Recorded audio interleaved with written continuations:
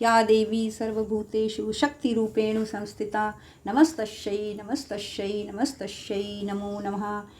महर्षि मेधा कहते हैं, ये चौथा अध्याय दुर्गा सप्तशती का इस प्रकार है। महर्षि मेधा कहते हैं, देवी ने जब पराक्रमी दुरात्मा महिषासुर को मार गिराया और असुरों की सेना को मार दिया, तब इंद्रादि समस्त देवता अपने सिर और शरीर को झुकाकर भगवती की स्तुति करने लगे। जिस देवी ने अपनी शक्ति से यह जगत व्याप्त किया है और जो संपूर्ण देवताओं और महर्षियों की पूजनीय हैं, उन अंबिका को हम भक्तिपूर्वक नमस्कार करते हैं। वो हम सब का कल्याण करें। जिस अतुल प्रभाव और बल का वर्णन भगवान विष्णु, शंकर और ब्रह्मा जी भी नहीं कर सके, वही चंडिका देवी इस संपूर्ण जगत का पालन करें और अशुभ भय का नाश करें। पुण्यात्माओं के घरों में तुम सम लक्ष्मी रूप हो और पापियों के घरों में तुम अलक्ष्मी रूप हो, और सत्कुल में उत्पन्न होने वालों के लिए तुम लज्जा रूप होकर उनके घरों में निवास करती हो। हम उन दुर्गा देवी को नमस्कार करते हैं। हे देवी, इस विश्व का पालन करो। हे देवी, हम तुम्हारे अचिंत रूप का किस प्रकार वर्णन करें। असुरों के नाश होने वाले भारी पराक्रम और समस्त देवताओं और दैत्यों के विषय में जो तुम्हारे पवित्र चरित्र हैं, उनको हम किस प्रकार वर्णन करें। हे देवी, त्रिगुणात्मिका होने पर भी तुम संपूर्ण जगत की उत्पत्ति का कारण हो। हे देवी, भगवान विष्णु, शंकर आदि किसी भी देवता ने तुम्हारा पार नहीं पाया। तुम सबकी आश्रय हो। संपूर्ण जगत तुम्हारा ही अंश रूप है, क्योंकि तुम सबकी आदिभूत प्रकृति हो। हे देवी, तुम्हारे जिस नाम के उच्चारण से संपूर्ण यज्ञों में देवता तृप्ति लाभ करते हैं, वो स्वाहा तुम ही हो, और इसके अतिरिक्त तुम पितरों की तृप्ति का कारण हो, इसलिए सब आपको सुधा कहते हैं। हे देवी, वह विद्या जो मोक्ष को देने वाली है, जो अचिंत महाज्ञान स्वरूपा है, तत्वों के सार को वश में करने वाले, संपूर्ण दोषों को दूर करने वाले, मोक्ष की इच्छा वाले मुनिजन जिसका अभ्यास करते हैं, वो तुम ही हो। तुम वाणी रूप हो और दोष यजुर्वेदों की उद्गीत और सुंदर पदों के पाठ वाले सामवेद की आश्रय रूप हो। तुम भगवती हो, इस विश्व की उत्पत्ति और पालन के लिए वार्ता के रूप में प्रकट हुई हो, और तुम संपूर्ण संसार की पीड़ा हरने वाली हो। हे देवी, जिसे सारे शास्त्रों को जाना जाता वे मेधा शक्ति तुम ही हो, और दुर्गम भवसागर से पार होने वाली नौका भी तुम ही हो। लक्ष्मी रूप से भगवान विष्णु के हृदय में निवास करने वाली और भगवान महादेव द्वारा सम्मानित गौरी देवी तुम ही हो। मंद मुस्कान वाले निर्मल पूर्ण चंद्र बिंब के समान उत्तम सुवर्ण की मनोहर कांति से कमनीय तुम्हारे मुख को देखकर भी महिषासुर क्रोध में भर गया।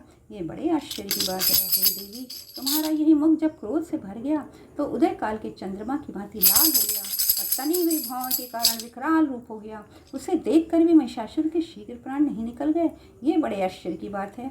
आपके कुपित मुख के दर्शन करके भला कौन जीवित रह सकता है। हे देवी, तुम हमारे कल्याण के लिए प्रसन्न हो। आपके प्रसन्न होने से इस जगत का अभ्युदय होता है, और जब आप क्रुद्ध हो जाती हैं तो कितने ही कुलों का सर्वनाश हो जाता है। ये हमने अभी अभी जाना है, जब आपने महिषासुर की इतनी बड़ी सेना को देखते देखते मार दिया। हे देवी, सदा प्रताप देने वाली तुम जिस पर प्रसन्न हो जाती हो, वही देश में सम्मानित होते हैं। उनके धन यश की वृद्धि होती है, उनका धर्म कभी शिथिल नहीं होता है, और उनके यहाँ अधिक पुत्र पुत्रियाँ व नौकर होते हैं। हे देवी, तुम्हारी कृपा से ही धर्मात्मा पुरुष प्रतिदिन श्रद्धापूर्वक यज्ञ करता है और धर्मानुकूल आचरण करता है, और इसके प्रभाव से स्वर्ग लोक में जाता है, जो तुम तीनों लोकों में मनवांछित फल देने वाली हो। हे माँ दुर्गे, तुम स्मरण करने पर संपूर्ण जीवों के भय को नष्ट कर देती हो, और स्थिर चित्त वालों के द्वारा चिंतन करने पर उन्हें अत्यंत मंगल देती हो। हे दारिद्र्य दुखनाशिनी देवी, तुम्हारे सिवा दूसरा कौन है। तुम्हारा चित्त सदा दूसरों के उपकार में लगा रहता है। हे देवी, तुम शत्रुओं को इसलिए मारती हो कि उनके मारने से दूसरों को सुख मिलता है। वो चाहे नरक में जाने के लिए चिरकाल तक पाप करते रहे हों, किंतु तुम्हारे साथ युद्ध करके सीधे स्वर्ग हो जाएं, इसलिए तुम उनका वध करती हो। हे देवी, क्या तुम दृष्टिपात पात्र से उन असुरों को भस्म नहीं कर सकती। अवश्य कर सकती हो, किंतु तुम्हारा शत्रुओं को शस्त्रों के द्वारा इसलिए मारना है कि शस्त्रों के द्वारा मरकर वे स्वर्ग हो जाएं। इस तरह से हे देवी, तुम शत्रुओं के प्रति भी तुम्हारा विचार उत्तम है। हे देवी, तुम्हारे उग्र खड़ग की चमक से और त्रिशूल की नोक की कांति की किरणों से असुरों की आंखें फूट नहीं गई। उसका कारण ये था कि वे किरणों से शोभायमान चंद्रमा के समान आनंद प्रदान करने वाले सुंदर मुख को देख रहे थे। हे देवी, तुम्हारा शील बुरे वृत्तांत को दूर करने वाला है, और सबसे अधिक तुम्हारा रूप है, जो न तो कभी चिंतन में आ सकता है, न जिसकी दूसरों से कभी तुलना ही हो सकती है। तुम्हारा बल व पराक्रम शत्रुओं को नाश करने वाला है। इस तरह से तुमने शत्रुओं पर दया प्रकट की है। हे देवी, तुम्हारे बल की किसके साथ बराबरी की जा सकती है, तथा शत्रुओं को भय देने वाला इतना सुंदर रूप भी किसका है। हृदय में कृपा और युद्ध में निष्ठुरता, ये दोनों माते तीनों लोकों में केवल तुम्ही में देखने में आई है। हे माता, युद्ध भूमि में शत्रुओं को मारकर तुमने उन्हें स्वर्ग लोक में पहुंचाया है। इस तरह तीनों लोकों की तुमने रक्षा की है, तथा उन उन्मत्त असुरों से हमें जो भय था उसको भी तुमने दूर किया है। तुम्हें हमें नमस्कार है। हे देवी, तुम शूल और खड्ग से हमारी रक्षा करो और घंटे की ध्वनि और धनुष की टंकार से भी हमारी रक्षा करो। हे चंडिके, आप अपने शूल को घुमाकर पूर्व, पश्चिम और उत्तर दक्षिण दिशा में हमारी रक्षा करें। तीनों लोकों में तुम्हारे सौम्य रूप और घोर रूप हैं, उनसे हमारी रक्षा करो और इस पृथ्वी की रक्षा करो। हे अम्बिके, आपके कर पल्लवों में जो खड्ग, शूल, गदा आदि शस्त्र शोभा पा रहे हैं, उनसे हमारी रक्षा करो। महर्षि बोले, इस प्रकार जब देवताओं ने जगत माता भगवती की स्तुति की और नंदनवन के पुष्पों तथा गंध अनूदेपनों द्वारा उनका पूजन किया और फिर सबने मिलकर जब सुगंधित बद्य धूपों द्वारा उनको सुगंध निवेदन की, तब देवी ने प्रसन्न होकर कहा, हे देवताओं, तुम सब मुझसे मनवांछित वर मांगो।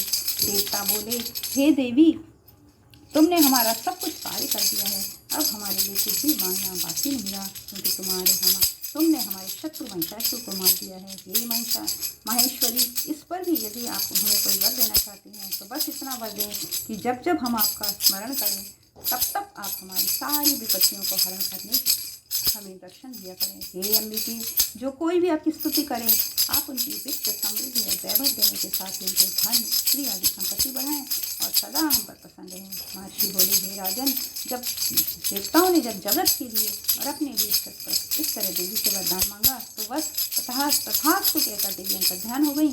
हे भू, जिस प्रकार तीनों लोगों का हित चाहने वाली वो देवी देवताओं के शरीर से प्रकट हुई थी, वो सारा वृत्तांत सुन के मनुष्य को पुण्य लाभ होता है और वो स्वर्ग को जाते हैं। प्रेम से बोलिए, जय माँ अम्बे, जय माँ अम्बे, जय जय अम्बे, जय जगदम्बे, जय जय अम्बे, जय जगदम्बे, जय जगदम्बे, जय जय अम्बे, जय जय अम्बे।